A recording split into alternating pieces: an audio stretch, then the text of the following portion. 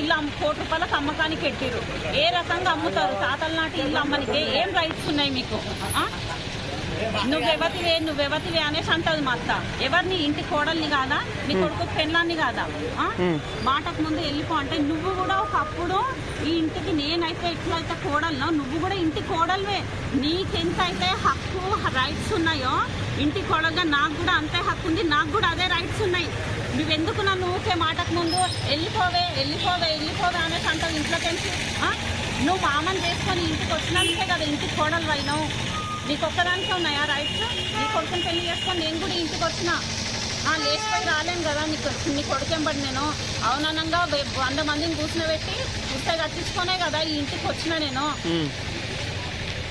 And ఇంకోటి sir, నా పెళ్ళి అయినప్పుడు ఇప్పుడు నేను ఉంటున్న ఇల్లు ఏదైతుందో అది కట్టి లేకుండే. ఇప్పుడు మాడిల్లా మా అత్త ఉంటున్న ఇంట్లోకే నన్ను పెళ్లి చేసుకొని తీసుకొచ్చిర్రు. ఆ ఇంట్లోనే నాకు పెద్ద పాప పుట్టింది, మా బాబు పుట్టిండు. మా బాబు పుట్టినాక నా పెళ్లి అయినాక ఒక 7 సంవత్సరాలకు పక్కన ఇల్లు కట్టిండు మా ఆయన. ఇల్లు కట్టింది. మీ భర్త ఉన్నప్పుడు ఇలాంటి గొడవలు జరుగుతుండేనా? ఇలాంటి గొడవలు జరగలేవు సార్. మా హస్బెండ్ చనిపోయినాక ఒక 2 ఇయర్స్ నుంచే ఇక ఇవన్నీ మెల్లమెల్లగా స్టార్ట్ చేసి ఉండలేని అన్ని మాడపిల్లల పేరు మీద రాసింది మా అత్తమ్మ. మా చిన్నాడిలో సపోర్ట్ ఉంటుంది ఆమెకు బాగా. ఆమె కొంచెం చదువుకుంది.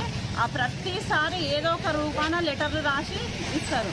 అండ్ మొన్న నేను రీసెంట్గా ఒక 1 ఇయర్ బ్యాక్ నాకు గోల్డ్ ఒక 20 తులాస్ దాకా గోల్డ్ ఉండే సార్. నాది మా హస్బెండ్ వాళ్ళ బంగారం అమ్మేసి పైన స్లాబ్ వేసి ఇల్లు కట్టుకున్నా. కనీసం కిరాయిలన్నీ వస్తే కిరాయిల మీద పిల్లలను చదివించుకోవచ్చు అనేసి. ఆ ఇల్లు కట్టేటప్పుడు కూడా మస్తు గలీజ్ మాటలు సార్. మస్తు తిట్టిరు, కొట్టడానికి వచ్చిర్రు. మున్సిపల్ ఆఫీస్లో వచ్చి ఒక 10-15 కంప్లైంట్లు రాసిచ్చిర్రు నా మీద. ఆ ఇంట్లో కూడా మాకు వాటా కావాలి అనేసి. ఇప్పుడు నిన్ననేమో కిరాయిలను అందరినీ కాల్ చేపి మేము వచ్చుంటాం, నువ్వు ఒక్కదాని ఎట్లుంటావే ఇంట్లో అనేసి అంటారు. మరి మీ అత్తగారిది ఏడుంది? నా అత్తగారిది నాకు ఇంతనాన్ని ఉంది కదా.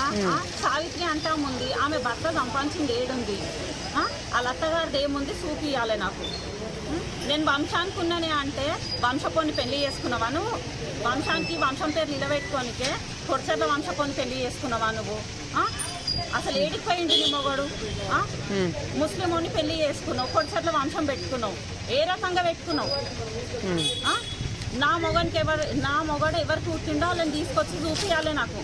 వాళ్ళతోనే మాట్లాడతాను నేను. పుట్టలేరు అనేసి అన్నారు కదా. పుట్టనప్పుడు మీరెట్లా ముంగట ఉండి నాకు పెళ్లి చేసి తీసుకొచ్చుకోరు మీ ఇంటికి. కూర్చోండి.